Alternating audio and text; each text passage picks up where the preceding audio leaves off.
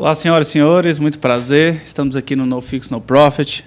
O segundo episódio vai ser com uma pessoa muito especial, muito importante, muito maravilhosa da cidade de Rondonópolis, que nos deu a honra de estar aqui falando não só sobre empreendedorismo, mas sobre tantos outros assuntos. Antes de passar a palavra para ela, é um pouco chato, né, Dudu, ter que pedir isso, mas é uma métrica do YouTube, eles nos cobram.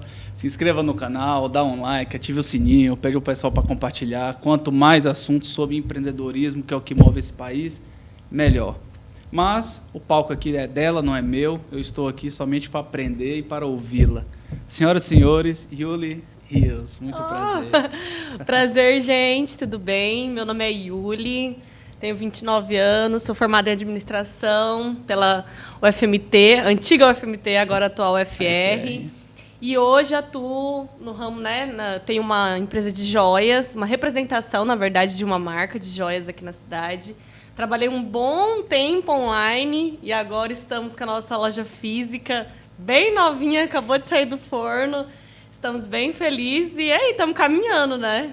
Vai dar tudo certo. Com certeza. E, desculpa, que currículo, né? Já chega falando assim, hein, Michel? O Michel Mari está por trás das câmeras, não está presente aqui, mas está acompanhando todo o processo. Yuli, muito prazer. Prazer é meu. Eu costumo falar que o empreendedor ele não tem tempo disponível, ele sempre arruma um tempo para aquilo que é importante. Então, muito obrigado por você dispor do seu. Né? Eu sei que você deveria estar vendendo, falando com fornecedores, clientes, pensando em métricas, indicadores, e está aqui dispondo desse tempo. Tá? Mas eu acho que é um assunto muito bacana, assim, e que precisa ser falado. Eu vejo que as pessoas ainda têm muita...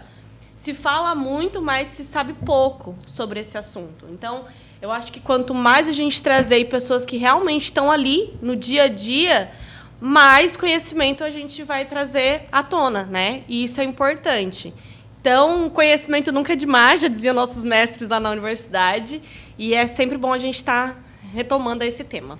Com certeza. E já que você falou do seu currículo, da sua apresentação, você fez administração em que ano lá na UFMT? Eu comecei em 2012, né? Daí foram longos 7 anos, né? Porque tem aquela greve aqui, é uma reprovaçãozinha ali. A gente para no Chico um pouco. Né? Mas aí chegou uma hora que não deu, né? Não tinha mais pra onde correr. E aí eu me formei em 2018. Foi em 2018. E desde quando eu me formei, eu já atuo na área. Trabalhei um tempo de carteira assinada e aí depois resolvi empreender. Mas comecei em 2012. Nós somos contemporâneos. Fomos! A gente não se conheceu, mas a gente estava ali pertinho.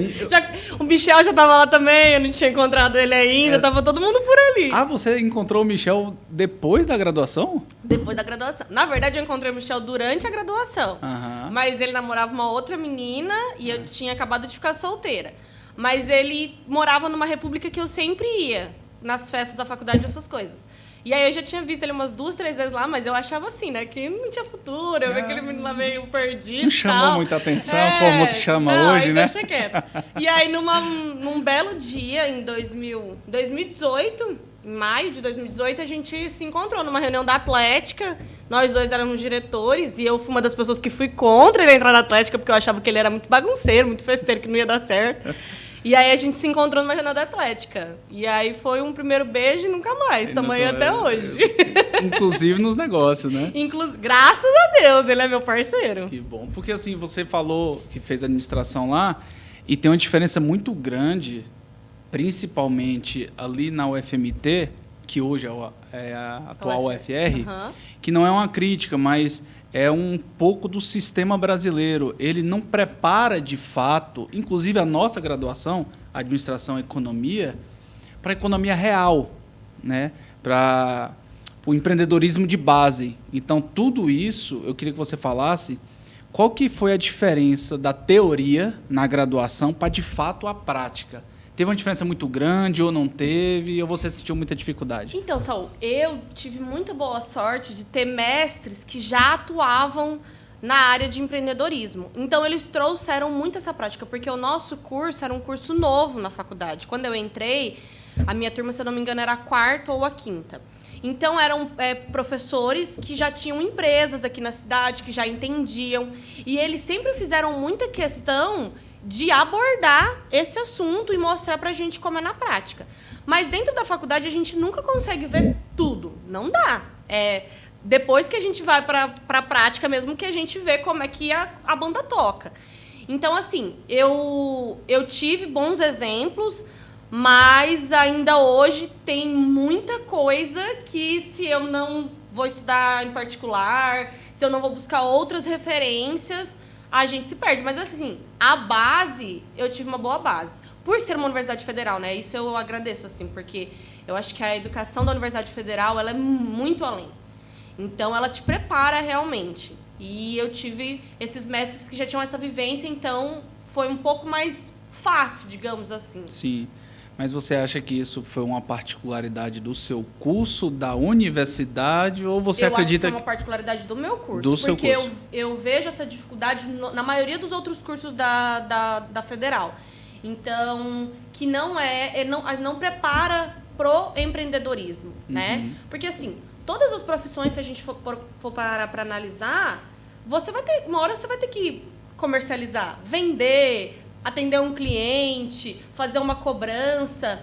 E as outras graduações, elas não têm esse preparo. Você pega um curso de mecânica, os caras não aprendem a fazer um atendimento ao cliente, a faturar não aprende. E é uma coisa básica. Então, assim, eu vejo que a maioria dos cursos não se aprende. Um aluno ou outro que sente essa necessidade e aí faz uma matéria específica, puxa essa disciplina, mas não são em todas. No nosso curso, a gente tinha a disciplina de empreendedorismo. 2 semestres a gente teve. Vocês tiveram? Tivemos empreendedorismo. No nosso 2 semestres. Então, assim, a gente teve... E a gente recebia bastante alunos de outros cursos para fazer. Mas eu vejo que é uma dificuldade, assim, um gargalo que não tem, né? Sim. Que não é... Não sei a palavra que a gente diz, mas assim, que não é suprido. Sim. E a gente vê a dificuldade na prática das pessoas. Sim, mas nessa linha, né, digamos assim, nessa linha temporal, daquilo que você vivenciou na graduação, o que mais te chamou a atenção, ou o empreendedorismo nasceu ali e aí você não tinha uma ideia formatada quando saiu da graduação, aí virou CLT e não, deixa eu ir porque de fato eu sempre amei e agora vou tomar todos os riscos possíveis. É uma história bem engraçada. Eu nunca quis fazer administração, nunca foi meu curso de paixão. Eu tinha muita vontade de fazer jornalismo. Quando eu estava lá pelo 2º ano do ensino médio, queria fazer jornalismo. Aí veio aquela lei que não era mais obrigatório, não precisava mais cursar a faculdade. Eu falei assim, pô, não vou ficar lá 5, 6 anos me ferrando, né? Para não pegar o diploma e não ser tão necessário. E aí eu falei assim, quero fazer relações internacionais. Mas daí, para fazer relações internacionais, em quase todas as universidades, eles pedem pelo menos um idioma fluente em outra língua. E eu não tinha. Falei, não vai dar. Falei assim, vou fazer relações públicas. Estudei um pouco sobre o curso, li, gostei. Falei assim, vou fazer relações públicas. Tentei 2 anos. Tentei na UEL, que a minha irmã já estudava lá na Estadual de Londrina.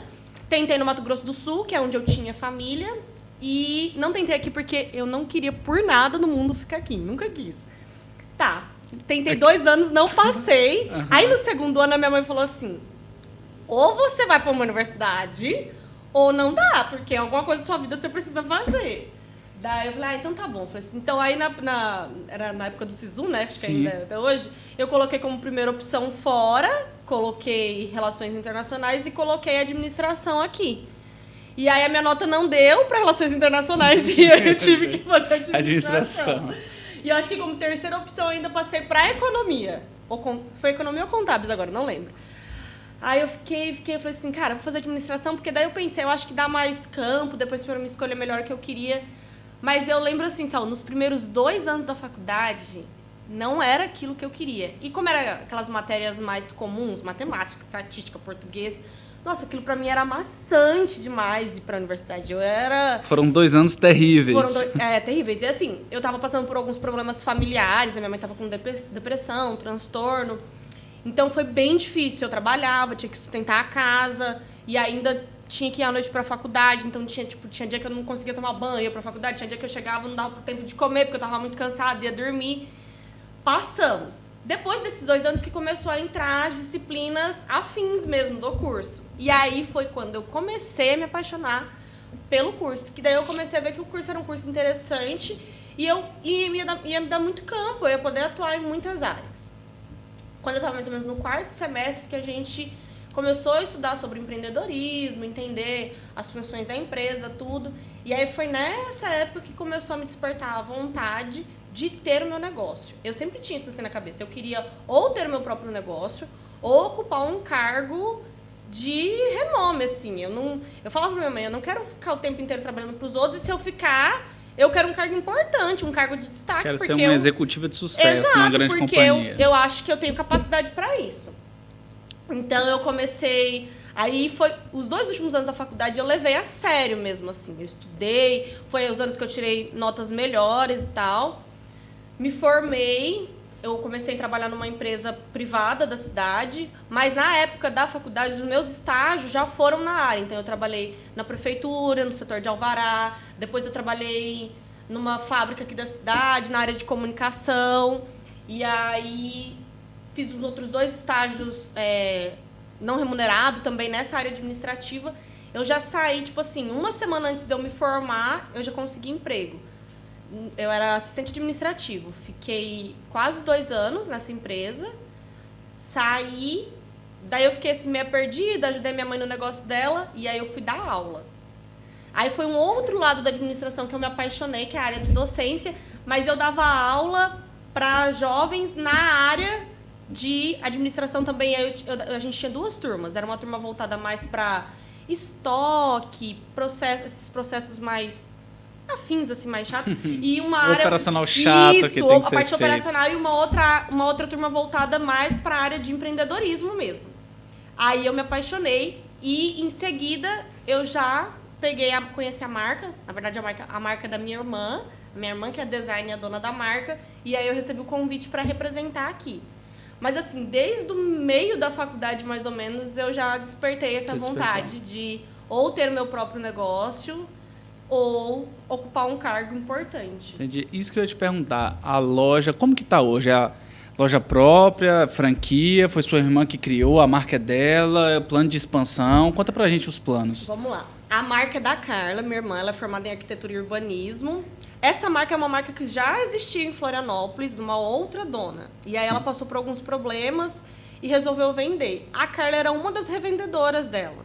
E a Carla já desde muito nova mexeu com essa parte de fazer pulseirinha na escola, miçanga, essas coisas. Então ela já gostava muito disso. Aí ela fez a proposta para a Carla gostou, comprou a marca. Quando ela comprou a marca, ela começou a dar uma outra, digamos assim, colocou uma outra cara, né? Começou a realmente desenhar umas peças com outro estilo diferente e tal. E aí foi quando ela começou a expandir. E o projeto da Carla era esse, assim, no início ela sempre quis ter revendedoras fora porque ela fica em Florianópolis, então fora ali de Santa Catarina, ela queria em outros lugares do país. A primeira revendedora dela foi em Manaus, era uma menina que também já conhecia há algum tempo, aí descobriu que ela estava sob a direção da marca, gostou muito, conversaram e ela virou revendedora. E aí, como a Carla morou muito tempo aqui, ela conhecia muita gente. Então, toda vez que ela vinha, o pessoal perguntava: Carla, você vai trazer as peças? Algumas meninas encomendavam e tal. Aí, um dia, uma amiga nossa em comum olhou pra mim e falou assim: você podia vender, né? Porque as peças são tão lindas. É a marca da sua irmã, por que você não vende? Eu falei assim: gente, eu não uso nem brinco. Como é que eu vou vender acessório? É porque hoje eu tô uma nova mulher, assim. Sim.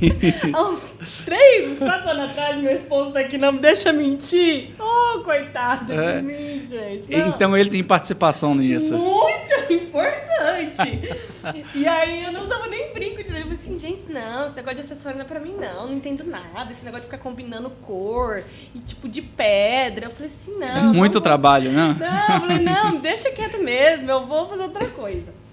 Aí a Carla me ligou e ela falou assim, vamos fazer um teste. Eu te mando umas peças, você vê como é que é, e aí a gente vê, depois a gente conversa.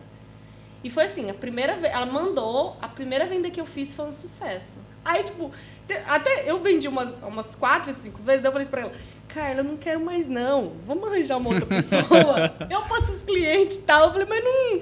A Carla, para, Yuli, tá dando tudo certo, não sei o que. Eu falei assim, Carla, não vai dar certo, eu acho que não... Ela falou assim, não, vamos tentar, vai dar. E aí, no começo, eu vendia pra ela no formato de consignado, porque foi logo a época que eu e o Michel casamos, assim, então a gente tava uma condição financeira muito difícil. Então, eu não tinha o dinheiro para desembolsar, investir, não tinha nada disso, né? E aí começa já essa parte de empreendedorismo, né? E eu tive muita sorte porque era minha irmã. Mas não é em qualquer ramo que você vai começar que você tem essa colher de chá, né? Tipo, pega aqui o que você vendeu, eu te passa a sua porcentagem, o que você não vender, a gente recolhe. Começamos assim, eu fiquei, se eu não me engano, uns 6, 7 meses nessa modalidade de consignado. E aí, quando deu no início de 2019, ela falou assim, ó, agora é pra valer. Então, agora eu preciso que você compre, né, uma quantidade e realmente comece a representação. Então, aqui em Rondonópolis, eu sou representante da marca. E o projeto da marca é esse. Em cada cidade, geralmente, a representação ela é exclusiva. Então, aqui em Rondonópolis, só quem vende Mariaçá sou eu. E assim, consequentemente, nas outras cidades. Comprei, mas quando eu comprei as primeiras peças, eu falei para ela, assim, olha, a gente vai começar. Eu falei assim, mas eu não quero que você abra para qualquer outra pessoa do Mato Grosso antes de falar comigo. Daí ela falou assim, por quê? Eu falei, não, porque já que é para empreender, nós vamos empreender direito. Eu quero dominar a região centro-oeste. Eu falei assim, então eu quero uma participação, a gente vai conversar sobre isso e vamos estruturando. Ela falou assim, ô Yuli, desse jeito, você não tava querendo nem vender. Agora você já tá falando de equity, de ser sócia. Isso aqui tomar conta do negócio todo. Eu falei, não, vamos tocar o bonde. E aí a gente começou, eu comecei a revender de fato em 2019, começou a pandemia, e por incrível que pareça, Saul, a pandemia foi a melhor época para mim. Eu nunca vendi tanta peça igual eu vendi na pandemia. Tinha dia que as meninas me ligavam, Yuli, você tem tal colar, você tem tal brinco, e tinha peça que eu já não tinha mais, eu precisava, tipo, repor, ou a gente trabalha numa modalidade por design exclusivo, então a gente produz uma certa quantidade, acabou, vem uma coleção nova. Então, esse é um diferencial também, que daí, quem comprou, comprou. Quem não comprou, as meninas ficavam tudo loucas já, assim, né? Eu fiquei vendendo por esse tempo e vendi muito na pandemia, assim. Foi quando a marca começou a ganhar um nome, ser reconhecida e tudo mais. Eu fiquei em 2019, 2020, e aí no meio de 2020, mais ou menos, eu e o Michel, a gente começou a conversar sobre a loja física, né? Que daí a gente começou a sentir essa necessidade, porque aí já tinha cliente que não queria me receber em casa, ou que não queria ir no lugar onde eu estava. Então, a gente começou a ver a necessidade de ter um lugar, um espaço. Aí, a gente foi... Mas ainda assim, a gente ficou um bom tempo, porque daí precisa, né? Michel é o homem das contas. ele é o homem das planilhas, Ele é o homem das planilhas, sabe? Eu tenho as ideias mirabolantes e ele faz ali o cálculo para ver se vai. Essa é a receita perfeita. Um traz a receita, o outro faz a gestão. Se os dois geralmente fizerem a mesma coisa, não vai dar certo. Aí ele falou assim, dá uma segurada. Não, calma, ainda não vai. Mais 2 meses, mais 3 meses. E eu trabalhava em paralelo. Então, eu tinha marketing, trabalhava na outra atividade de carteira assinada, onde eu era professora. E quando chegou em dezembro, e é uma coisa muito engraçada, assim, né? Porque eu falava assim, eu cheguei um dia no Michel e falei assim pra ele, em dezembro, eu quero trabalhar na escola até dezembro. Em dezembro eu vou sair. Eu falei assim, você tá doido? Pelas minhas contas aqui não dá. Você tem que trabalhar até meio de 2022, até julho de 2022, aí... Já fiz todas as projeções sem essa receita, não bate, não fecha. Assim, Michel, mas eu não quero mais ficar dando aula. A marca tá dando muito, muito certo. Ele falou assim, não, Yuli, mas financeiramente tá inviável aqui, não vai O projeto não dá viabilidade. Ao dia 1º de dezembro, eu recebi as contas. Aí aquela hora, né, que você... embora, você fica assim, né? Meu Deus. Então você ia pedir pra sair... Não, eu não ia pedir pra sair. Não ia eu mais, queria sair em dezembro, mas o Michel falou pra mim que era pra esperar. Mas eu queria muito, e eu falava, tipo, quase toda semana. Amor, eu acho que até dezembro dá. Amor, vou... E o Michel, não dá. Espera. Dia 1º de dezembro eu fui mandada embora. Leram o seu pensamento. Vou fazer a vontade dela, né? Eu acho que o marido tá errado. Cara, daí eu sei que eu liguei assim pro Michel chorando, desesperado. Amor, eu fui mandada embora, meu Deus, e agora? A primeira coisa que o Michel falou, uai, você não falou que você ia ser mandado embora em dezembro? Então agora pega sua maleta e vai vender suas peças. Simples assim. Eu falei, e agora? Como é que vai ser, né? Quanto que você ganha? Você vai aumentar a receita sem aumentar custos, não, tá? E ele fez exatamente essa conta. Você estava vendendo tanto, agora você vai ter que vender tanto, porque senão não vai dar certo também. E se ainda quer você ter a loja ano que vem, você precisa vender mais tanto. Isso é muito bom. Isso, tipo, se vira, toma com o É a área de planejamento, não quer nem saber como é que o comercial vai fazer. Não quer. Cara, e aí a gente...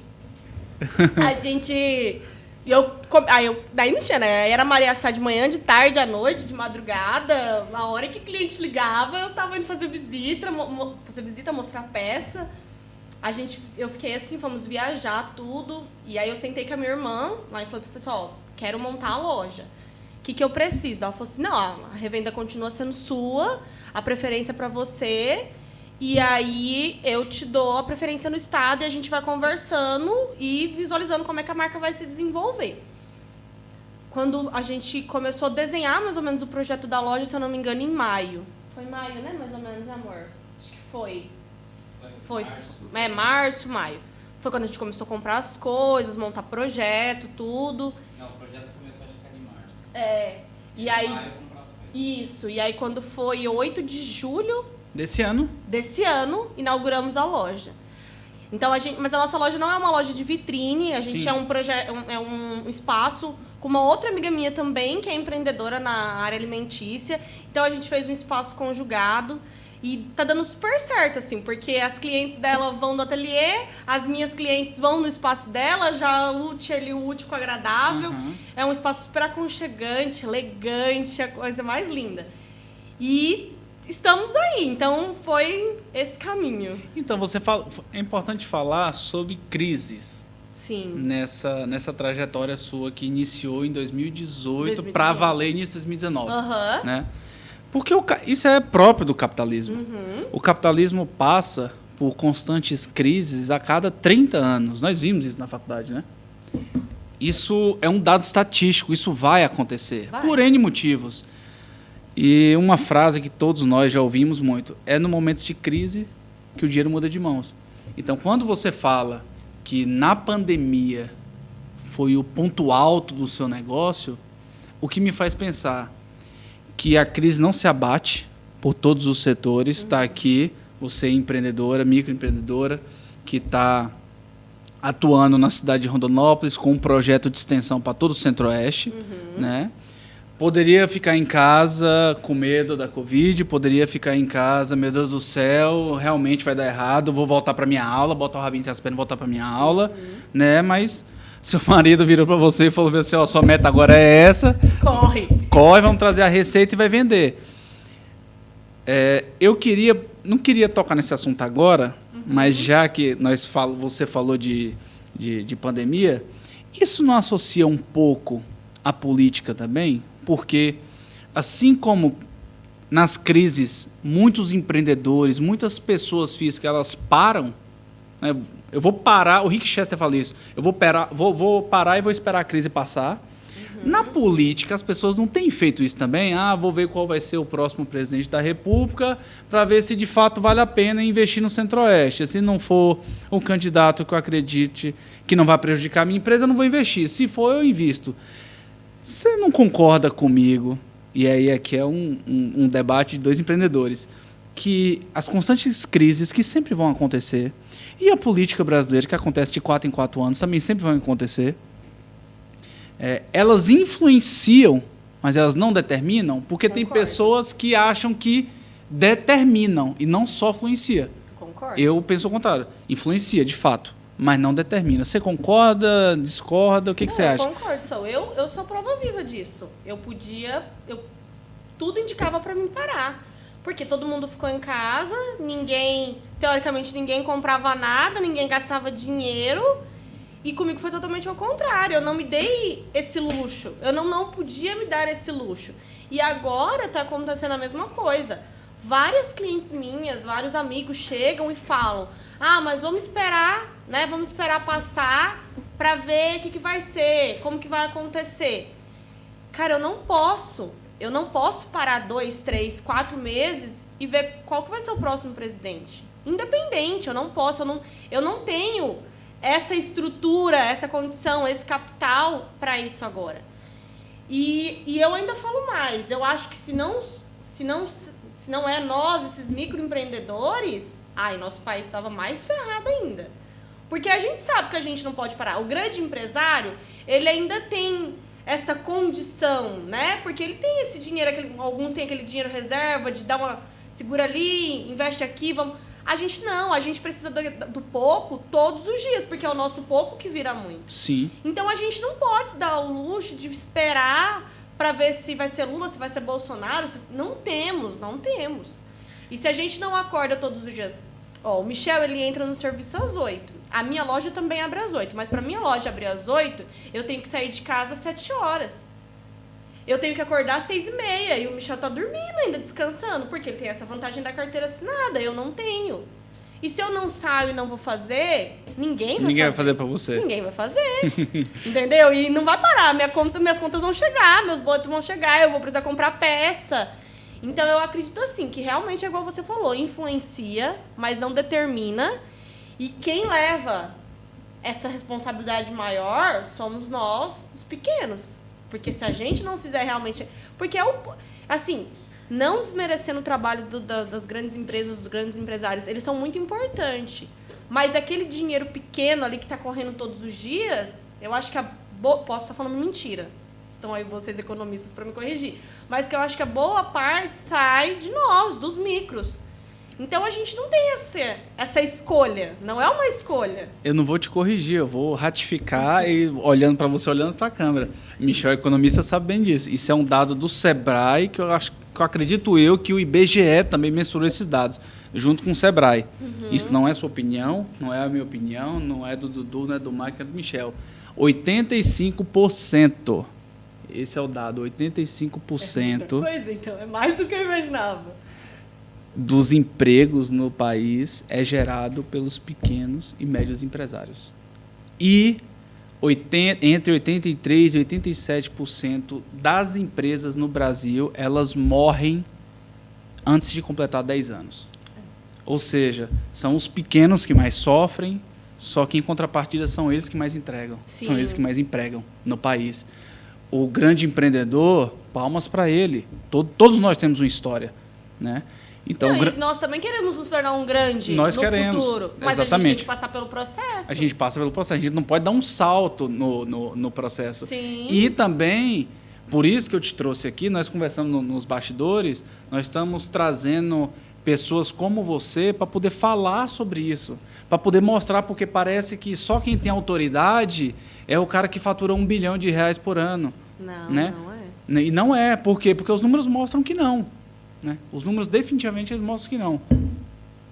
Então, nesse ponto que você citou, tanto de crise, quanto de pandemia, quanto de política, o que você tem tido mais dificuldade em relação às suas clientes para converter suas vendas e para expandir os seus projetos? Por exemplo, dentro dessa polarização que vem acontecendo e dentro da crise sanitária absurda que aconteceu não só no Brasil, mas no planeta todo, qual foi a estratégia que você usou para poder mostrar para as pessoas que, eu tenho um produto bom, eu te atendo com excelência e nós não podemos parar?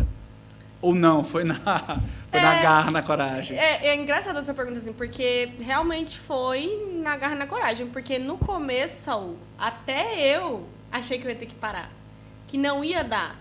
Então, eu estava muito conformada, assim. Quando começou a pandemia, a gente sentou, o Michel falou assim, amor, vamos segurar o que tiver para segurar, vamos esperar, né? Eu acho, é uma pandemia, vai passar, a gente não sabe quanto tempo, mas, assim, não crie muitas expectativas. Eu falei, não, beleza, não vou criar. Mas as coisas foram acontecendo. Eu acho assim, as mulheres, a gente teve um gatilho muito grande, assim, porque as mulheres, elas ficavam em casa, e aí elas tinham que, né, a gente teve o famoso home office. Então, eu acho que elas pensavam assim, cara, a gente já tá aqui, eu já tô na minha casa, tem que ficar aguentando aqui, o filho chorando, o marido enchendo o saco, não sei o quê, Pô, eu pelo menos vou trabalhar feia, né? Vou trabalhar bonita aqui, pelo menos pra dar um up. Então, assim, isso me ajudou muito, porque as minhas clientes, elas sabiam que elas precisavam ficar em casa, mas elas queriam estar bonitas. E você usou esse argumento? Eu usei esse argumento. A gente fez campanha de marketing com isso. No seu home office, use Maria Sá. Fique em casa, mas fique, por Exato. favor, agradável. Qual vai ser o seu planejamento do dia? Assistir um filme? Use essa e essa peça. Uma reunião com a empresa? Use... Porque era o que a gente tinha. E aí é nessa hora que a gente vê. Eu falo assim, que o micro, a gente tem uma criatividade, né? Porque daí a gente é marketing, a gente é tudo um pouco, né? Porque Sim. não tem outras pessoas, a gente tem que ser. Então, tipo, todos os argumentos que a gente tinha, a gente usava e fazia acontecer. E aí era uma realidade assim, a realidade minha aqui do Mato Grosso foi uma, a realidade da revendedora de Manaus foi outra, a realidade da Carla. Mas quando a gente sentou na convenção, né, para conversar, todas tiveram essa mesma percepção, assim. A pandemia foi a época que todas nós crescemos, assim, que a marca teve resultados expressivos. Então, pra gente foi bom. Mas é igual eu falei assim, a gente não tinha um plano. Foi indo e foi. Isso aqui dá certo, não, isso aqui não dá. Não, volta, vamos tentar. Então, assim, eu não tive muita escolha, não. O que foi dando, eu fui fazendo. E até esse plano, esse planejamento mudou com a própria pandemia, né? Porque nós, economistas, fazer o valuation, fazer uma projeção, a gente busca fazer uma projeção de 5, de 10 anos. E a pandemia mostrou que a projeção tem que ser feita para 12 meses, 24 meses e só. Por quê? Porque tudo pode mudar da noite por dia. Não é que vai acontecer outra... Deus queira que nunca mais aconteça, nessa proporção, né? Sim. Mas, caso aconteça, nós vivemos, há 2 anos atrás, que fazia um planejamento, semana que vem tinha que ser diferente. Por quê? Porque o prefeito determinou que não vai abrir, e algum comércio abre, o outro não abre, os que estão abrindo estão tomando multa, e o presidente falou uma coisa, o STF falou outra, e, gente, o que está acontecendo? O governador aí... Eu só quero vender minhas peças, pelo amor de Deus. Pai de amor. Coloca uma regra aí, depois você espalha o planejamento, né? Então, acredito que até o de vocês tenha mudado também, inclusive a própria expansão que vocês estão querendo. Não, totalmente. Porque eu lembro que quando a gente fez a convenção foi em 2019... Não me lembro agora se foi março ou abril de 2019. O projeto da Carla era ter uma revendedora em cada estado até o final do ano. E aí, como a gente ainda estava ali, né, acabando ali, vamos na segunda fase da pandemia, não deu. Aí ela engravidou. Aí nós, empreendedoras mulheres, a gente ainda tem esse fator, né? Porque daí a engravidou, ela era sozinha. Porque quando a Carla começou igual eu, assim, na casa. Sim. E aí foi pro primeiro ateliê, agora ela tá num outro, então daí a empresa foi crescendo. Mas, assim, ainda comparada a outras empresas, a nossa empresa é uma estrutura pequena ainda. Então, e a minha irmã é muito corajosa, ela teve 2 filhos assim, né? Um seguido do outro. Um seguido do outro? Eu não tenho essa coragem. Na pandemia, a televisão dela não funcionou. Literalmente. E aí ela aproveitou pra fazer outras coisas. Deixa eu ver como é que meu avô fazia se dá certo. Realmente não é difícil, não. E aí, o fator do filho, querendo ou não, pra mulher, demanda uma outra energia, um outro tempo. Então, ela teve que recalcular a rota dela totalmente diferente. E isso respingou em nós, revendedores, porque... A Carla desenha as peças. A Carla fazia... Na época, ela desenhava e fabricava as peças sozinha. Então, quando ela estava lá parindo, coitada, não tinha ninguém para fazer peça. A gente teve que diminuir. Então, tipo, eu tive que ligar para cliente. Falar, olha, fulana, a gente teve... Carla ganhou neném, então eu vou demorar um pouco. Então, o pedido meu que era para chegar com 30 dias estava demorando 50, 60... Aí o Michel falava assim, eu preciso de dinheiro. Não tem, calma, que eu não tenho peça para vender, então vamos devagar. Então, fora o fator da pandemia em si, esses fatores econômicos que a gente consegue prever, digamos assim, e calcular, tem essas outras questões que, para nós em particular, muda tudo também, né? Então, a gente achava que ia ser de um jeito e foi de outro, mas graças a Deus as coisas se encaminharam, assim, tá dando tudo certo. Mas é assim, aí calcula para 2 meses, depois recalcula de novo para 3, aí volta para 1. E eu acho que isso é muito característico de nós, pequenos, assim, né? Eu lembro que a gente tinha um professor na faculdade que ele falava assim, ó, não, mas vocês têm que ter planejamento para 5, para 10, para 15, para 20 anos, porque senão vocês não vão fazer nada da vida de vocês. Aí uma outra professora falou assim, gente, vocês não sabem nem se vocês vão estar vivos amanhã. Calma, vamos planejar um pouquinho. Vamos ali com o pé no chão, vamos sentir... E aí ela falou uma coisa que eu achei muito engraçada, assim, é uma coisa muito particular também, né, Saul? Você tem seu ritmo. eu tenho outro, o Michel tem outro. O Michel fala muito isso pra mim. Porque eu sou acelerada, né? Eu quero fazer, quero acontecer, eu quero a loja para 2 meses. O Michel fala assim, ô, Yuri, calma, vai passar muita água debaixo dessa ponte, meu bem, não é assim. E a Michel, mas ele fala assim, não, amor, ó, respira. Eu acho que isso é bom, porque a gente tem que o equilíbrio, né? E é assim, então, assim, claro, eu acho que eu tenho que me espelhar e olhar e ver os exemplos do outro, mas eu também tenho um processo particular meu, né? As minhas etapas que eu tenho que ali passar, amadurecer. Como empreendedora, tem alguns pontos que eu sou muito boa, tem outros que não, e eu tenho que reconhecer isso, trabalhar, melhorar. E daí tudo isso interfere no processo ali, no desenvolvimento, no resultado. Então, tinha coisas que eu achava que eu ia atingir, tipo, com 1 ano. E eu ainda não consegui atingir.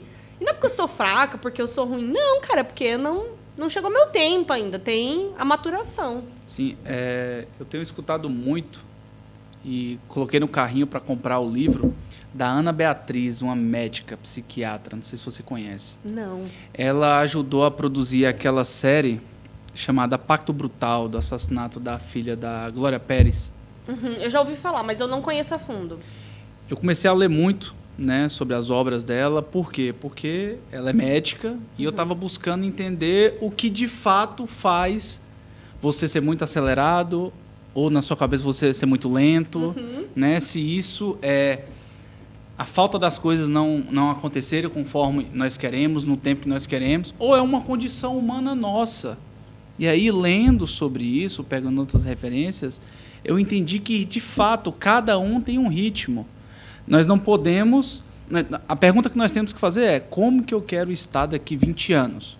Né, seguindo a linha do teu professor. Sim. Como eu quero estar daqui a 20 anos. Aí é uma condição social, é uma condição financeira, né, é uma condição geográfica. Aonde eu quero estar daqui a 20 anos. Mas o planejamento, pelo menos eu penso assim, e eu tenho feito assim para a minha empresa e para as empresas a qual eu administro, é de 12 a 24 meses, porque também não podemos ser Zeca Pagodinho, deixa a vida me levar. Exato. Né? Você vai morrer, não leva nada. Não, também não é assim não, tá? Não vai nessa lerdeza toda também que não vai dar. É o ponto de equilíbrio, nós estávamos conversando. Faz um planejamento, 12 a 24 meses, a pandemia mostrou que tudo pode mudar numa velocidade muito grande, né? Mas faz essa pergunta e tenha paciência, que era o ponto que eu queria chegar com você nesse momento. As pessoas, principalmente os empreendedores da internet, eles querem... O próprio Shark Tank Brasil, não sei se você já ouviu falar. O próprio Shark Tank fala isso. Cara, as pessoas chegam aqui para apresentar uma empresa, o Caíto da Chili Beans, ele já corre logo, ele fala, quando o cara fala de milhão, né, vou fazer minha empresa hoje, daqui 5 anos ela vai valer 2, 3 bilhão. Quando o cara já fala assim, eu já saio fora logo, porque o cara está mostrando que ele está ali só pelo dinheiro, né? E não para criar uma disrupção no mercado, não para responder a pergunta dele, como eu quero estar daqui a 20 anos. Então, as pessoas, elas estão hoje, né, muito, digamos assim, querendo tudo para amanhã, sendo que a vida, se a gente for analisar, ela não funciona assim. Seu relacionamento com o Michel, você deu um beijo nele e falou bem assim, meu Deus, vou casar. Que homem maravilhoso, o homem das minhas planilhas, confio nele cegamente. Não, tudo leva um tempo, a graduação, o teu relacionamento, o teu... É isso que eu quero fazer, então não quero mais ser professora. Tudo leva tempo. Para alguns leva pouco, para outros leva muito. Sim. Como que tem sido esse teu respeito com o seu próprio tempo? Você já sofreu muito? Ai, meu Deus, que saco, vou desistir. Não quero continuar ou você Pelo melhorou? menos uma vez por semana eu sofro um pouco com isso.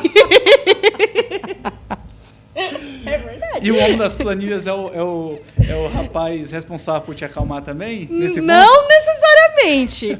O Michel é bem ansioso também. Eu acho que ele é mais ansioso do que eu. Mas o Michel, acho que por ele ser mais velho e ter vivido, e ele até já falou isso pra mim. Então ele já tem uma vivência um pouco maior. Então tem coisas que eu sou muito afobada ainda, que ele fala, amor, já passei por isso e não é por aí. Mas assim... o microempreendedor, eu acho que a gente sofre muito disso também, porque a gente nunca sabe, né? A gente nunca... Não é estável 100%. Então, tipo assim, eu não posso dar 100% de certeza pra você. Não, tá tudo perfeito, maravilhoso, não vai acontecer nada. Eu tô estabilizada. Cara, não sei, porque, tipo, eu trabalho ali com o do dia, com o pouco, ou com o da semana, com o do mês, que seja. Então, qualquer outra coisa, qualquer outra interferência política, econômica, pessoal, né? Ela vem e me desestabiliza. Mas a gente precisa aprender a trabalhar com isso. Eu acho que o primeiro ponto é você ter o autoconhecimento, né? Você precisa saber o que você dá conta, o que você não dá conta, aonde você quer chegar, né?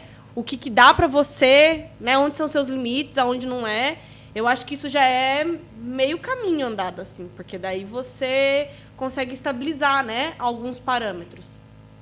E aí você vai aprendendo a controlar, assim, mas eu sou ansiosa, Saul. Aí eu faço as minhas meditações à noite, dou uma respirada. Isso que eu ia perguntar, qual que é os métodos que você tem utilizado para poder melhorar esse aspecto? Eu faço bastante meditação. Todo dia à noite eu medito ali uns 15, 20 minutos. Eu gosto bastante de ler. E eu pratico atividade física. Não sou aquela rata de academia, aquela coisa. Mas a atividade física dá uma aliviada. Eu faço terapia já vai fazer uns 7, 8 anos.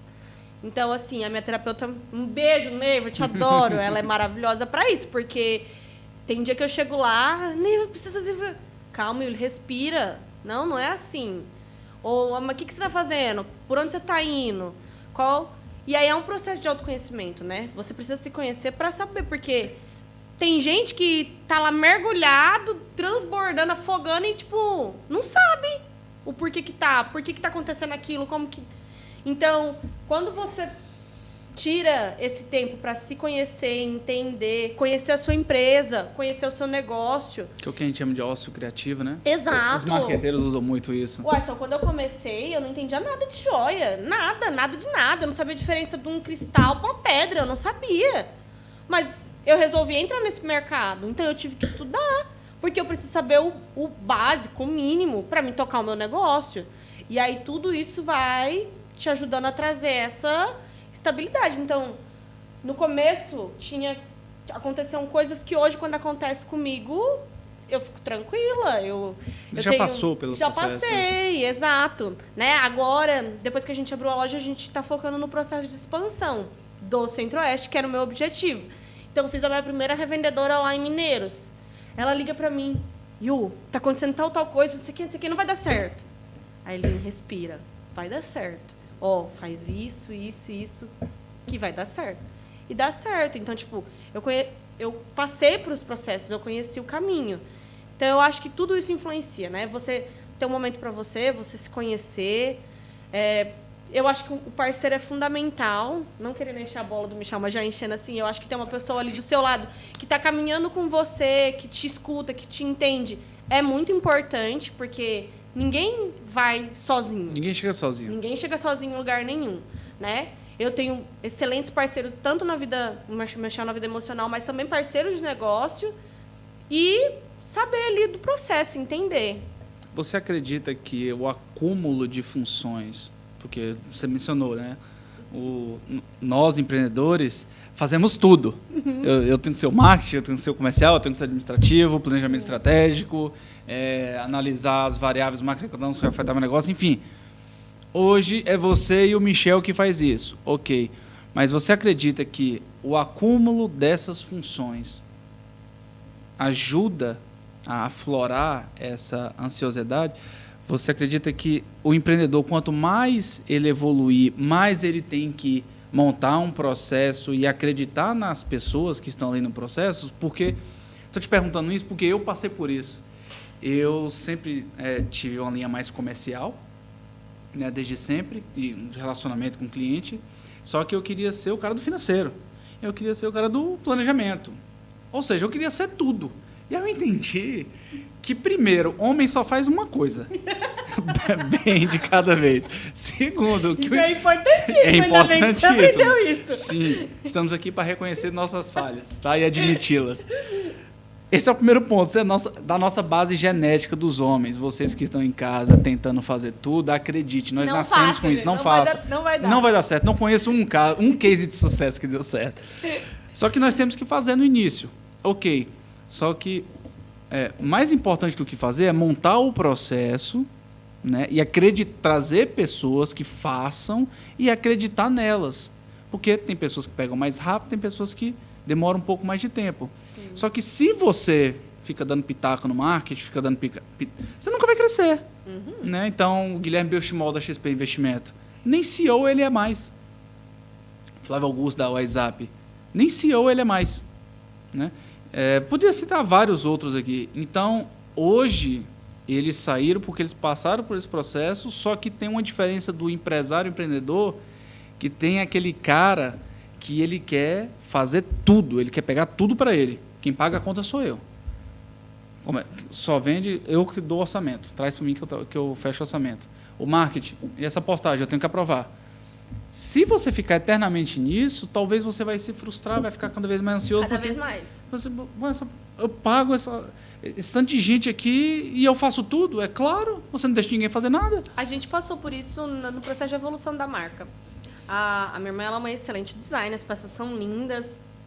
Ela cria, Mas chegou um momento que não dava mais para ser só ela. E a Carla tem uma dificuldade de delegar as funções, porque ela acha que ninguém vai fazer tão bem quanto ela.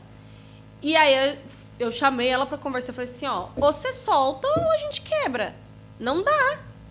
Eu falei assim, porque se você não soltar e não deixar as coisas acontecer, você está influenciando diretamente a gente que está aqui na ponta, que são as revendedoras, que é onde ela tem a maior força, né? A expressão financeira maior. Eu falei assim, Carla, a gente precisa que você esteja bem e que você consiga criar para que as coisas aconteçam. Eu falei assim, então você não está dando conta de fazer o marketing? Contrata. Não está dando conta do processo de produção? Contrata.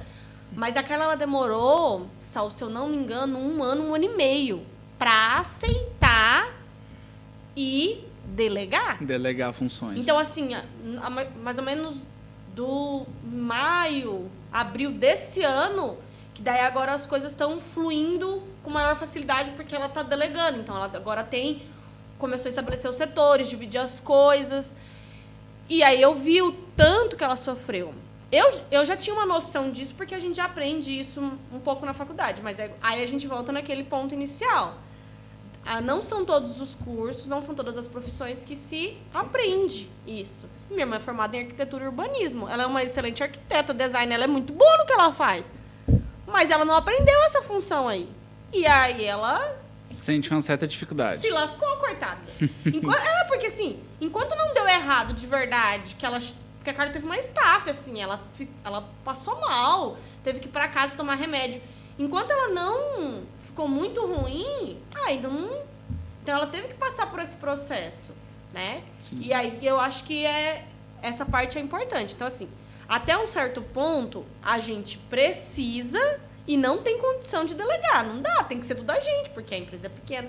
Mas depois de um ponto, a gente precisa aprender e aí ir soltando e deixando pra gente chegar lá naquele objetivo maior. Sim. Mas algumas pessoas elas demoram mais, outras pessoas demoram menos, né? Outro ponto, até um tanto quanto desagradável, mas eu gostaria muito de opinião, porque eu gosto muito de você e você é muito centrado. Não é um assunto polêmico, não, mas é um assunto desagradável de falar e de falar das estatísticas. O preconceito que existe na nossa sociedade, principalmente com mulheres, né? Se for uma mulher que está ali na ponta do negócio, se for uma mulher que faz um comercial, as pessoas ficam, será? Eu falo isso porque é antiético, não vou falar aqui, nem sequer a cidade eu vou falar, mas eu passei recentemente por um caso que uma empresa solicitou que nós fizéssemos o processo de contratação de um funcionário. Seleção e contratação. E lendo todo o processo, ficou muito claro que quem poderia desempenhar aquele papel era uma mulher e não um homem, por uma série de motivos. Uhum. Fomos ao mercado, não encontramos um homem e encontramos várias mulheres. Pronto. Então, acredito eu que estou certo. O próprio mercado está me dando essa resposta. Fizemos o processo de contratação, a apresentação de plano de carreira. Não temos que falar de números da empresa, mas fizemos toda a apresentação. Fechamos a contratação. Se fosse um homem, isso para o empresário, se fosse um homem, o salário já era diferente, era maior. Era cerca de 3 vezes mais do que hoje está se pagando para ela. Aí foi o primeiro ponto que eu fiquei muito contrariado. Porque eu não tenho que aceitar isso. O segundo ponto foi que, se fosse um homem, ele faria tudo e já poderia ser o gerente. Ela não vai ter essa capacidade, porque é um serviço bruto, é um serviço que tem que mexer com peão, que não sei o quê, que não sei o quê, não sei o quê. Ou seja, para tudo tem uma desculpa. E o que eu entendi? Eu fiz uma apresentação para ela, eu fiz o processo de contratação e na hora que ela foi para a prática, para a realidade, foi completamente diferente. Então eu fiquei numa completa saia justa.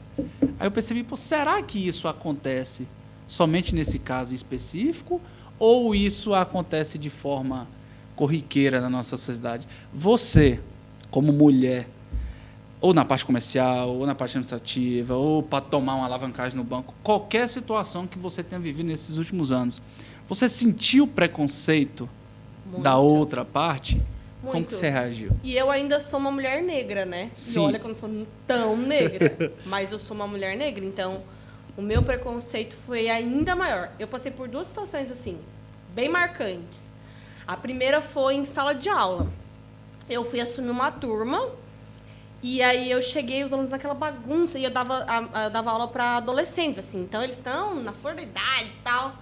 E eu acho que eu fiquei uns 10 minutos parada assim, na frente da sala e eles não percebiam que eu estava ali, ou fingiam de conta que não estava percebendo. E aí eu tive que chamar a atenção. Gente, vamos começar a aula e tal. Um aluno me olhou e falou assim, você que vai ser a professora? Daí eu dei uma olhada pra trás, Com esse tom. né? Daí eu falei assim, tá parecendo. Eu falei assim, ou vai ser você? Dele, não, né, professora? Daí eu falei assim, mas por quê? Ele falou assim, não, porque além da senhora ser mulher, a senhora ainda é preta, né? Ele falou isso na sala de aula? Falou isso na sala de aula. Aí eu respirei fundo, né? Dá vontade de ser... Respirei fundo. Ser agressivo tal qual ele foi. Sim, daí eu falei assim, então, pra você ver, né? Eu sou uma mulher, sou preta e cheguei aqui. Eu falei assim, você tá aí sentada ainda para aprender. Eu falei assim, então, dá uma segurada, baixa a bola. Eu não sou a favor da agressão, nunca fui. Mas eu, por ser uma mulher negra, algumas vezes eu preciso responder à altura num tom agressivo. Porque senão eu não sou escutada, Saul. Eu não sou. Não sou. Eu já fui desrespeitada tipo, junto com o Michel. O Michel é um cara branco. E eu já fui desrespeitada, porque simplesmente pela cor da minha pele. E a segunda situação foi bem recente. Abri a loja e a minha parceira de negócio, ela também é negra. E a gente estava lá, um dia chegou uma cliente nova para visitar a loja. E aí ela entrou no ateliê. Nossa, você tem peças lindas, não sei o que. Eu falei, muito obrigada, que bom que a senhora gostou. Daí ela falou assim, como que foi? Mas eu tive que vir aqui conhecer, porque você e a sua parceira, né, você e sua sócia, digamos assim, vocês estão causando um burburinho na cidade que eu tive que vir aqui de perto para ver se era tudo isso. Nossa. Daí eu olhei assim para ela e falei assim, agora a senhora veio, a senhora tá provando, é tudo isso aqui mais um pouco. Aí ela olhou e falou assim, mas você é a dona ou você é a funcionária? Ela perguntou, já falando assim, mas você é a funcionária, né? Daí querendo eu falei afirmar. assim, não, eu sou a dona. Sou a dona? A senhora acredita que eu sou a dona? Daí ela ficou meio sem graça. Ai, não, desejo sucesso e tal. Deseja mesmo, né? Saiu, eu abençoei ela, vai com Deus. Mas é muito difícil, assim. Todo dia é um leão diferente, né? Que a gente tem que matar. E esse foi bom você falar disso, que você não concorda com a agressão, mas tem que responder no mesmo tom. A Giovanna Bank, uma mulher branca, galega, do olho azul, marido branco, galego, do olho azul, ator, atriz, né? Tem filhos negros, pretos, e passou por uma situação dessa em Portugal. Uhum. Ela reagiu, para alguns, de uma forma agressiva, não precisava fazer aquilo. Eu, particularmente, achei que ela agiu até um tanto quanto razoável. Ela tinha que agir de uma forma pior, não chegar à agressão. Uhum. Mas tiver que ser sarcástica, tiver que humilhar a pessoa com as palavras, tem que se colocar à altura. Por quê? Porque o que deve ter acontecido com aquela mulher? Ela foi levada pelas autoridades porque ela foi solta. Ela foi solta, mas ela foi levada... Foi até a discussão que eles tiveram com a Maju, se eu não me engano, no Fantástico. No Fantástico. se vocês não fossem quem vocês são, você acredita que as autoridades teriam chegado lá? Né? Porque assim, a minha irmã também é. E a minha irmã sofre preconceito desde sempre. Aconteceu um episódio, inclusive, numa escola, também não vou mencionar que é antiético também, em que ela estudava, que a aluna cometeu essa agressão verbal com a professora. Eu não me recordo o que ela falou, mas disse, você é preta, e fez um stories, né? Zombando. 4 dias depois, a escola emitiu uma nota de repúdio. Eu estudei naquela escola, eu conheço cada centímetro de lá. Que ela vai, me desculpe a pergunta, o que ela vai fazer com o repúdio da escola? Então, nota de repúdio. Você entendeu? Sim, nota de repúdio. E qual foi a punição da garotinha? Acho que 2 ou foi 3 dias de suspensão e fazer um trabalho sobre a escravidão no Brasil. Aí houve até um debate, um tanto quanto chato, com uma familiar minha. Eu falei, é simples. Ela tinha que ser expulsa da escola. É tão simples quanto isso. Nossa, Júnior, ela deveria ter sido expulsa? Deveria ter sido expulsa. Você sabe por quê? Porque quando ela tiver 18 anos, se ela praticar um crime de racismo, ela vai presa. Então, ela pode ter uma segunda chance, eu acredito que deva ter uma segunda chance, em outra escola, não nessa. Suspensão? Um trabalho sobre negros? Você acha que vai resolver o racismo estrutural naquela menina? Não vai. Tem que ser punida. Mas assim, eu vejo que essa questão do preconceito, na maioria das vezes, ele vem muito velado, né?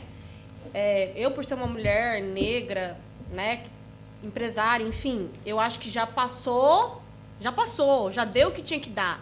É inadmissível, no século XXI, no Brasil, um país que foi escravizado, ainda ter... O último país do mundo ocidental a abolir a escravatura. Ainda ter tantos casos como esse.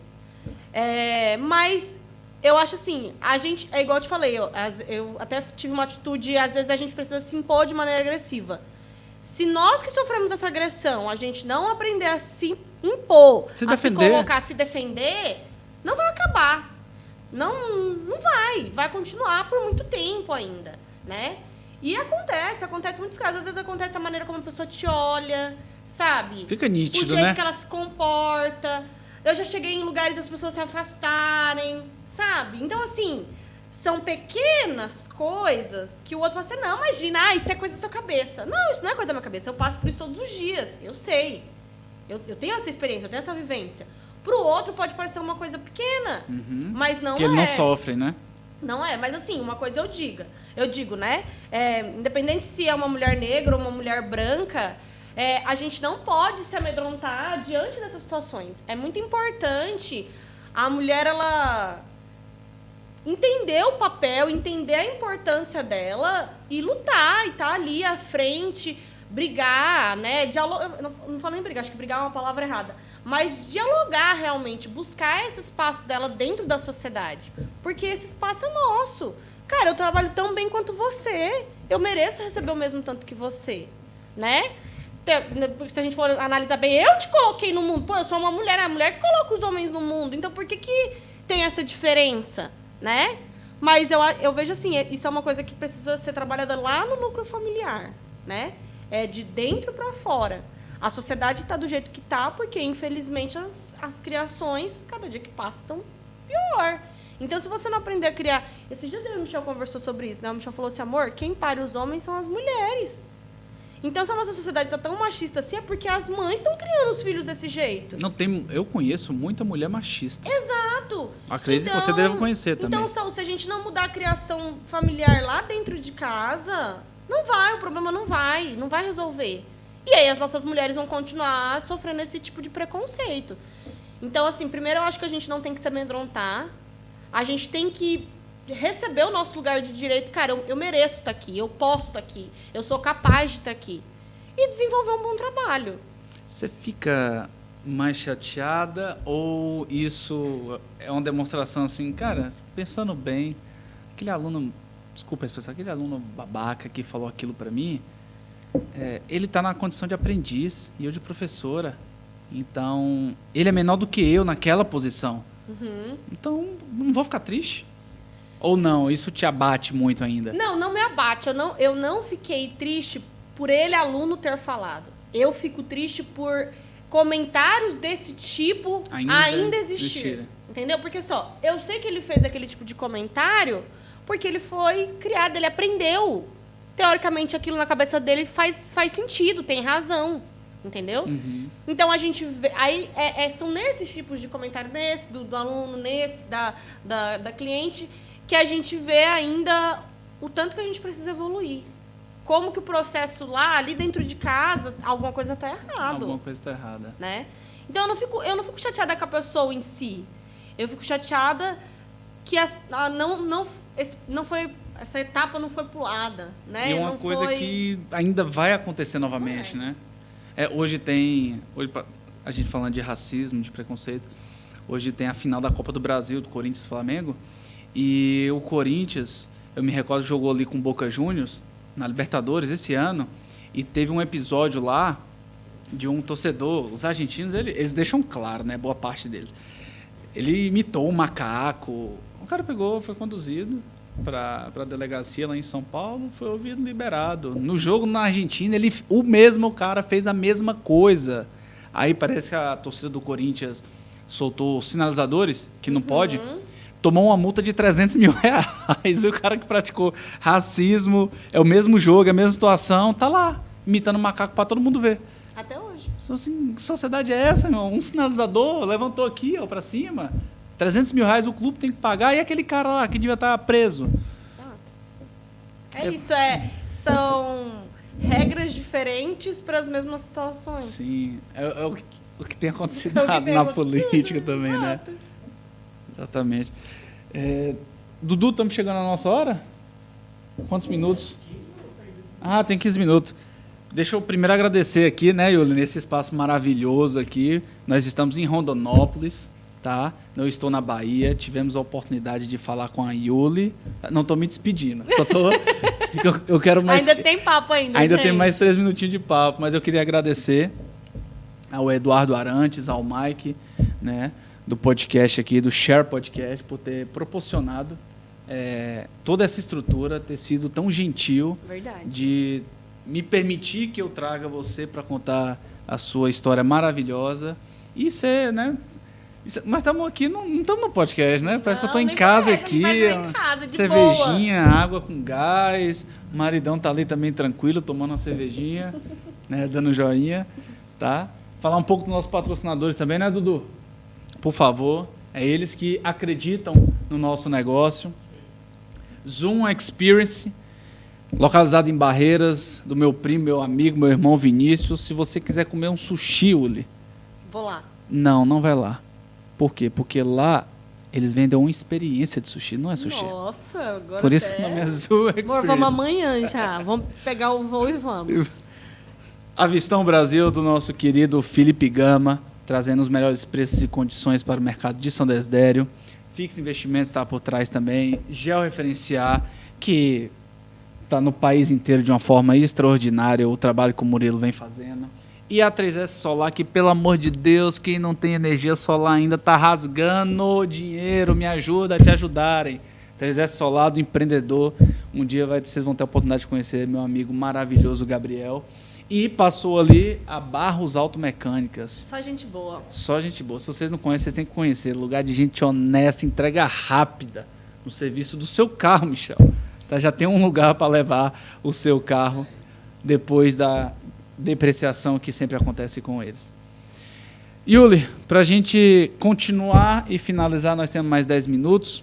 Sim. Eu queria que você falasse aqui para nós agora, já falamos de empreendedorismo, de racismo, de política, de crise, sua vida pessoal, de tudo um pouco. Que papo delicioso.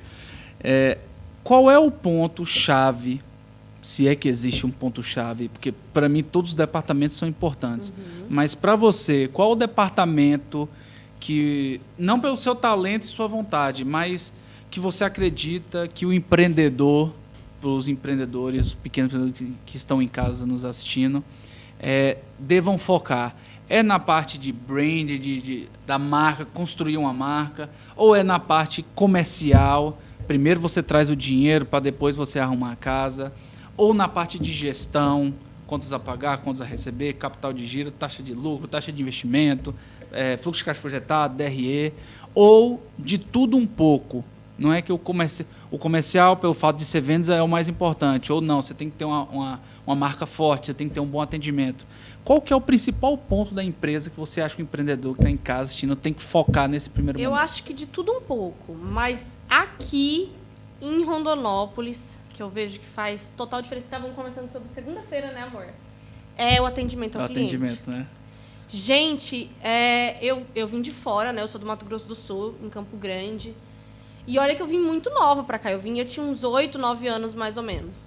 Mas desde então, eu sempre percebi que o atendimento ao cliente aqui em Rondonópolis é péssimo. Me desculpe o termo, assim. Eu já passei situações de tudo que você possa imaginar. Eu já ouvi isso de muitas pessoas aqui. Sabe? Inclusive recentemente.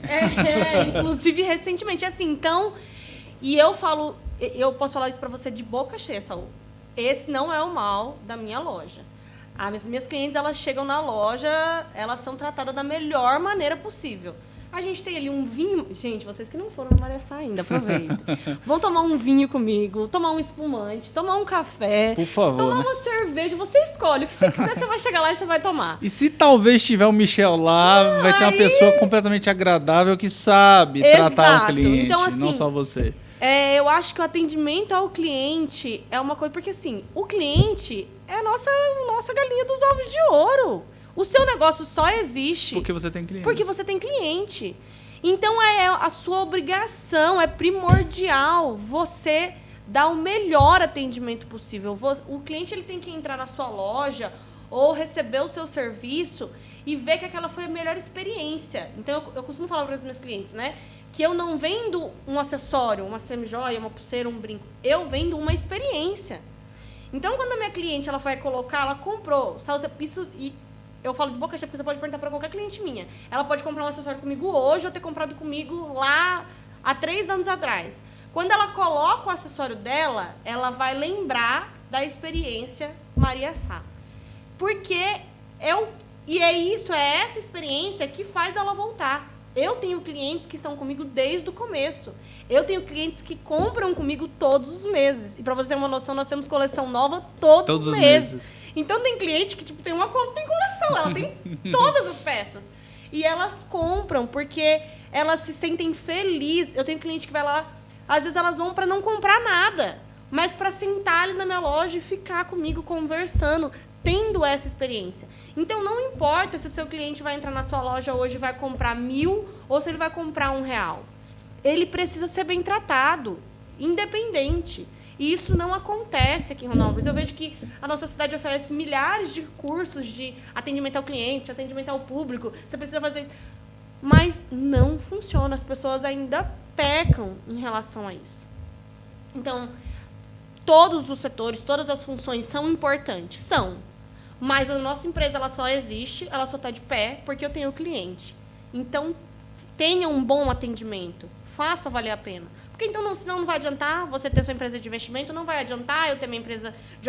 Não vai adiantar o Michel estar lá no banco atendendo os clientes. Não adianta. Se você não tiver um bom atendimento, os clientes não vão até você. Né? Então, eu acho que esse é um dos pontos primordiais que, infelizmente... E eu falo assim, em todos os setores, setor alimentício, setor atacadista, qualquer setor. Infelizmente, você ainda vai aqui nos lugares em Rondonópolis e você sofre de um mau atendimento. Perdão. Cuidado! Calma. Isso já aconteceu, Dudu? Já aconteceu? É por isso que eu sou igual o Michel. Eu gostaria de ter ficado só com a garrafinha. Não tem problema, isso aqui acontece, tá? Nós vamos pagar. Foi os erros de gravações. Foi os erros de... Dudu, pelo amor de Deus, eu tô constrangido, mas... O importante é assumir a culpa e depois continuar. Né? Verdade. Quiser tirar uma foto aí, Michel, para mostrar como que foi o episódio, a vida real. Mas continuando aqui, depois disso, isso acontece em empresas, tá? Pessoal que está em casa de Rondonópolis, eu me considero assim, rondonopolitana, você pode se considerar também? Sim. Né? Uma rondonopolitana. Depois de 20 anos, Depois de né? 20 anos de Campo Grande, se você aí está pensando qual é o ponto que talvez você esteja errando, atendimento. Eu senti isso, Yuli sente isso, Os bastidores aqui já mencionaram para a gente que também sente isso. E, de fato, é o que converge, na maioria das vezes, naquela venda da NPS, que o seu cliente é o seu promotor.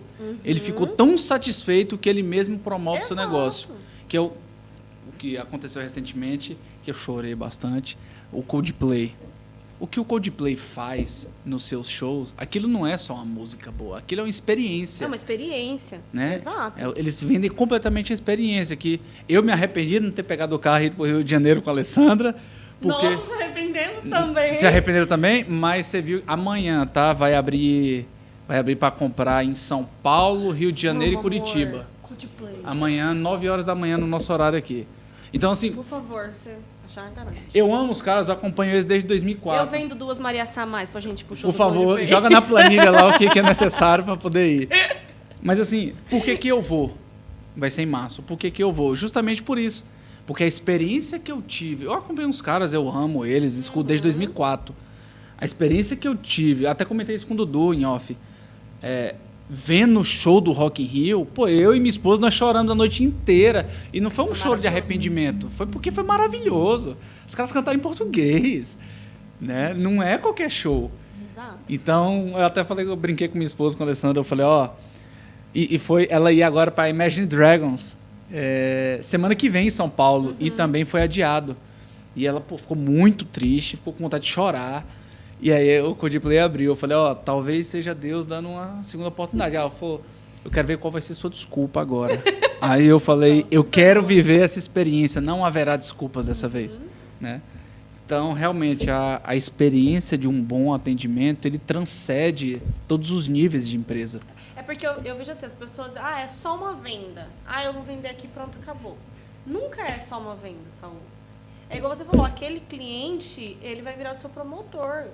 Então, você tem que atender ele tão bem para que ele promova muito. Nunca. Eu tenho cliente que já entrou na loja... Olha, eu não uso acessório, não gosto.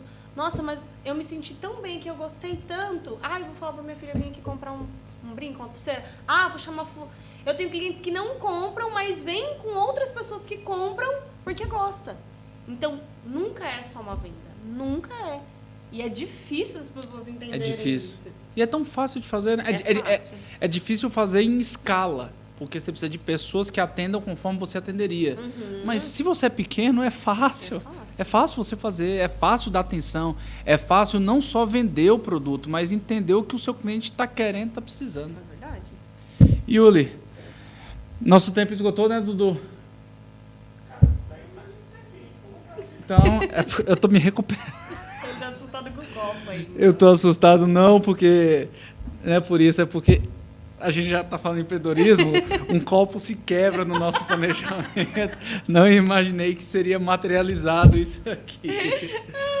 Mas tudo bem, já me recompôs. O empreendedor é assim, não pode abaixar a cabeça. Não pode ficar muito tempo chorando pelo copo quebrado. Ficar pedindo perdão o tempo todo também não. Daqui a pouco eu pago, peço desculpa e amanhã eu estou aqui de novo, ou semana que vem, ou mês que vem, ou ano que vem, enfim. Mas, Yuli, obrigado pelo papo. Foi uma honra, um prazer. Eu posso aproveitar e fazer o convite para todo mundo? Por favor, olhe para aquela câmera, para aquela, então divulgue seu trabalho e fale o que você quiser. Gente, eu gostaria de convidar todos vocês, independente se é mulher, se é homem, você quer dar um presente para sua esposa, ou você que quer se sentir mais bonita ainda, porque isso é uma coisa muito forte da nossa marca. Todas as mulheres são lindas, maravilhosas, a gente só ajuda a exaltar a beleza de vocês. Então, o nosso ateliê fica na Otávio Pitaluga, número 724, a gente tem estacionamento próprio ali do ladinho do prédio da Cedir, só entrar lá, guardar o carro. A nossa loja fica 2 lojinhas para cima, é um corredor, tem a plaquinha lá na frente da Maria Sá. É um prazer atender vocês, eu vou falar nossos horários. Segunda, terça e quarta a gente atende das 8 da manhã até as 14, e quinta e sexta a gente atende das 11 da manhã até as 18. Não consigo ir na loja, não tenho tempo, não dá. Me manda uma mensagem, um direct, que eu vou até vocês, levo a nossa maleta, você vai ter a mesma experiência Maria Sá, escolhe as peças no conforto da sua casa e vai ficar tão linda quanto. Então, eu estou esperando todas vocês, todo mundo, para ir lá conhecer. Eu adoro receber todo mundo na minha loja, eu fico muito feliz e eu conto com vocês. Instagram é Maria, com H no final, Maria Sá Rou. Pronto, nós vamos deixar também na descrição. Por favor. Que apresentação, muito obrigado mais uma vez. Obrigada. Tá, foi uma honra e fiquei muito feliz de você compartilhar a sua história, né, com todo mundo, poder pegar insights para os seus próprios negócios e mostrar como é a teoria e como de fato está sendo na prática, tanto no que se refere aos aspectos técnicos do seu negócio, quanto às situações adversas da vida, que nós ainda não somos o robô do Elon Musk, ainda somos seres humanos, né? Eu gostaria de agradecer também, é uma oportunidade muito maravilhosa, assim, que você está dando para os pequenos empreendedores, para os pequenos empresários. Sorte se todos tivessem essa oportunidade. Às vezes o que a gente quer é só isso, é um espaço, é poder falar, é poder ter uma boa conversa, tá? Então, obrigada de coração mesmo, de verdade. Foi muito legal, fiquei muito feliz. Que agradeço. Fica o convite pro futuro, tá? Não vou quebrar outro copo, tá bom, Dudu? Pode ter certeza. Coloca um copinho, inclusive, do Sherry aqui. Gente, obrigado, curte lá, siga a Yuli, a loja dela, siga o canal do Eduardo Arantes, o Share, YouTube. Instagram, como é que tá lá no Instagram? Share Podcast, o maior, de fato, podcast da cidade, maravilhoso, o percussor de tudo isso aqui e que nos está permitindo contar tantas boas histórias. Incrível, meninos, parabéns. Muito obrigado, viu? Amamos vocês. Principalmente você, meu amigo. É difícil falar Michel, eu gostaria de falar o apelido, mas vai ficar para os bastidores. Não fala, não. Quem quiser. Ele tem uma imagem lá, Ele tem uma imagem. favor. Ele tem uma imagem. Quem quiser que acompanhe, que logo mais teremos surpresas, inclusive com ele. Gente, obrigado, foi um prazer. Beijo grande. Obrigada, pessoal. Tchau, tchau.